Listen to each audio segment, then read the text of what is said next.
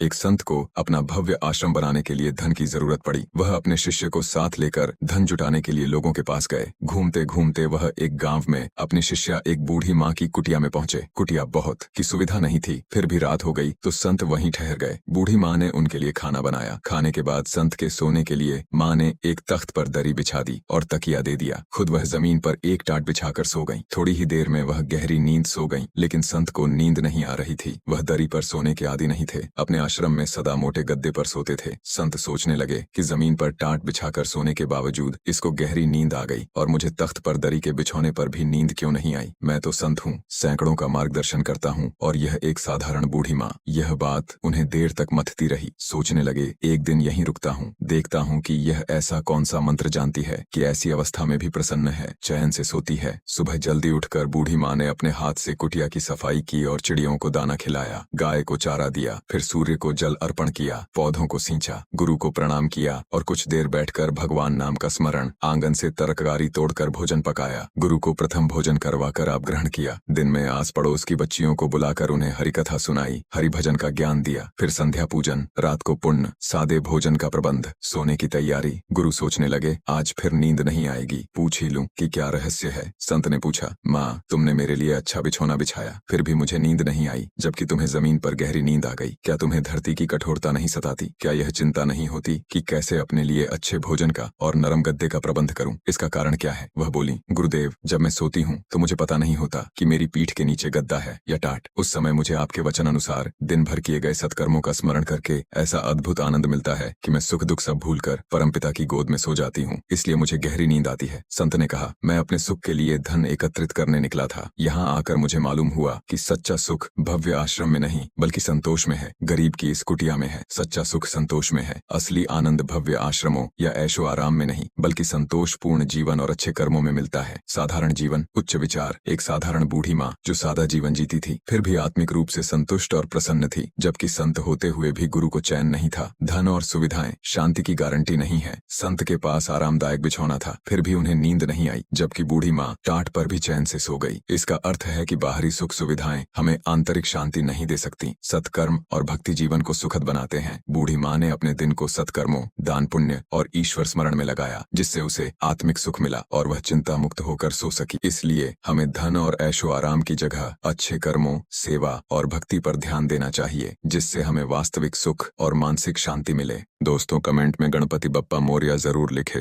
और वीडियो को लाइक करें, कमेंट करें और चैनल को जरूर सब्सक्राइब करें। आपका बहुत बहुत धन्यवाद।